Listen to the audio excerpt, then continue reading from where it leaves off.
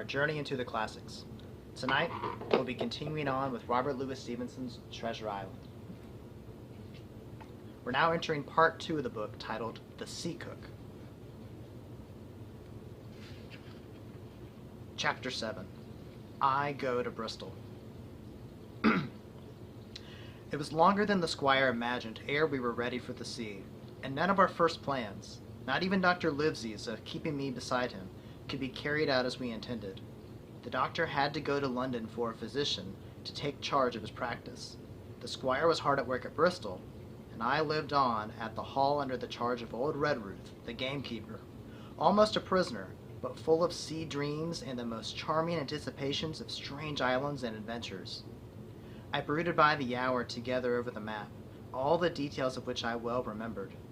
Sitting by the fire in the housekeeper's room, I approached that island in my fancy from every possible direction. I explored every acre of its surface. I climbed 1,000 times to that tall hill they called the Spyglass, and from the top enjoyed the most wonderful and changing prospects. Sometimes the isle was thick with savages with whom we fought, sometimes full of dangerous animals that hunted us. But in all my fancies, nothing occurred to me so strange and tragic as our actual adventures. So the weeks passed on, till one fine day there came a letter addressed to Dr. Livesey, with this addition: to be opened, in the case of his absence, by Tom Redruth or young Hawkins. Obeying this order, we found, or rather I found, for the gamekeeper was a poor hand at reading anything but print, the following important news. Old Anchor Inn, Bristol, March 1st, 1700s. Dear Livesey, as I do not know whether you are at the Hall or still in London, I send this in double to both places. The ship is bought and fitted. She lies at anchor ready for sea. You never imagined a sweeter schooner. A child might sail her. 200 tons. Name, Hispaniola. I got her through my old friend Belanley, who has proved himself throughout the most surprising trump. The admirable fellow literally slaved in my interest, and, so I may say, did everyone in Bristol, as soon as they got wind of the port we sailed for. Treasure, I mean. Redruth, said I, interrupting the letter. Dr. Livesey will not like that the squire has been talking. Well, who's a better right? Growled the gamekeeper. A pretty rum go if squire ain't to talk for Dr. Livesey, I should think. At that I gave up all attempts at commentary, and read straight on. Blandley himself fanned the Hispaniola, and by the most admirable management got her for the merest trifle. There is a class of men in Bristol monstrously prejudiced against Blandley.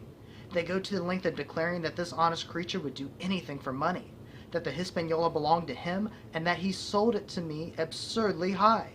The most transparent calumnies. None of them dare, however, to deny the merits of the ship. So far there was not a hitch. The workpeople, to be sure, riggers and what-not, were most annoyingly slow, but time cured that. It was the crew that troubled me. I wished a round score of men, in case of natives, buccaneers, or the odious French, and I had the worry of the deuce itself to find so much as half a dozen, till the most remarkable stroke of fortune brought me the very man that I required. I was standing on the dock, when by the merest accident I fell in talk with him. I found he was an old sailor, kept a public house, knew all the seafaring men in Bristol, had lost his health ashore, and wanted a good berth as cook to get to sea again. He had hobbled down there that morning, he said, to get a smell of the salt. I was monstrously touched. So would you have been. And out of pure pity, I engaged him on the spot to be ship's cook. Long John Silver he is called, and has lost a leg, but that I regarded as a recommendation, since he lost it in his country's service. Under the immortal Hawke. He has no pension, Livesey. Imagine the indomitable age we live in. Well, sir, I thought I had only found a cook, but it was a crew I had discovered. Between Silver and myself, we got together in a few days a company of the toughest old salts imaginable. Not pretty to look at, but fellows by their faces, of the most indomitable spirit. I declare we could fight a frigate. Long John even got rid of 2 out of the 6 or 7 I had already engaged. He showed me in a moment that they were just the sort of freshwater swabs we had to fear in an adventure of importance. I am in the most magnificent health and spirits, eating like a bull, sleeping like a tree, yet I shall not enjoy a moment till I hear my old tarpaulins trampling around the capstan. Seaward ho! Hang the treasure! It's the glory of the sea that has turned my head. So now, Lizzie, come post. Do not lose an hour if you respect me. Then let young Hawkins go at once to see his mother, with Redruth for a guard, and then both come full speed to Bristol. John Trelawney. Postscript.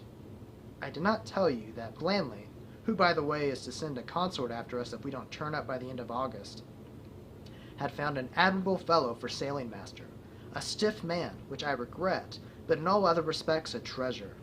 Long John Silver unearthed a very competent man for mate, a man named Arrow. I have a boatswain who pipes, Livesey, so things shall go man-o'-war fashion on board the good ship Hispaniola.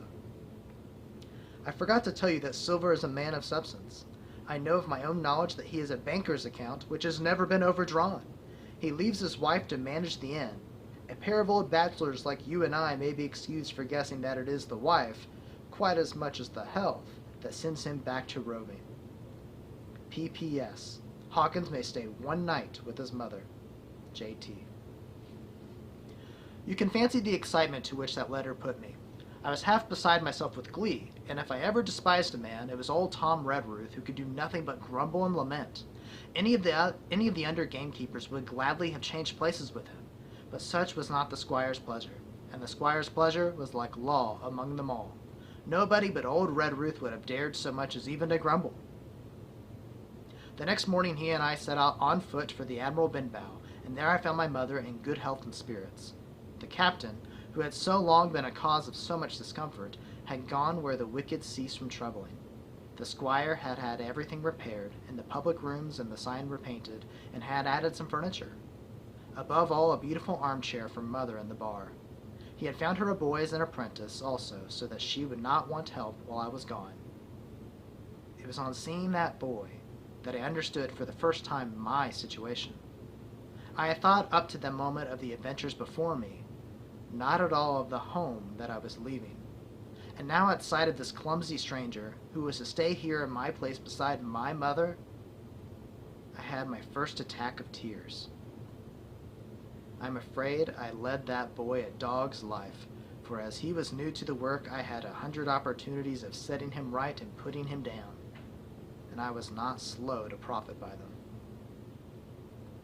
The night passed, and the next day after dinner, Redruth and I were afoot again on the road. I said goodbye to Mother, and the cove where I had lived since I was born, and the dear old Admiral Benbow, since she was repainted, no longer quite so dear. One of my last thoughts was of the captain, who had so often strode along the beach with his cocked hat, his saber-cut cheek, and his old brass telescope.